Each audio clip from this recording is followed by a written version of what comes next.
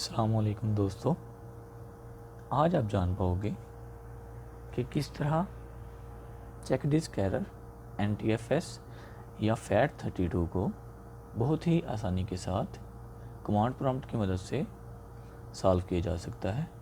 तो चलिए वीडियो को आगे बढ़ाते हुए स्टार्ट मेन्यू को ओपन कर लेते हैं। सर्च बार में हम टाइप करेंगे CMD पे right click and second option run as administrator select कर लें। यस, इधर हम टाइप करेंगे CHKDSK स्पेस डिस्क का नाम for example D colon space /R and press enter.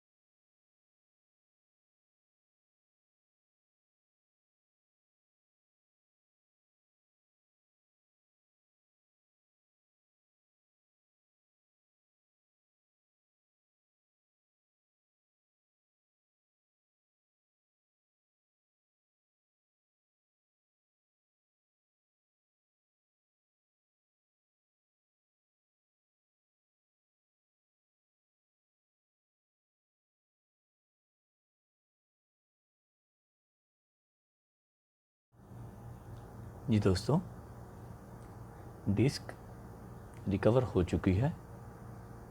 Video कैसी लगी ज़रूर बताइएगा। तो मिलते हैं फिर नेक्स्ट वीडियो में, तब तक के लिए अल्लाह हाफिज़।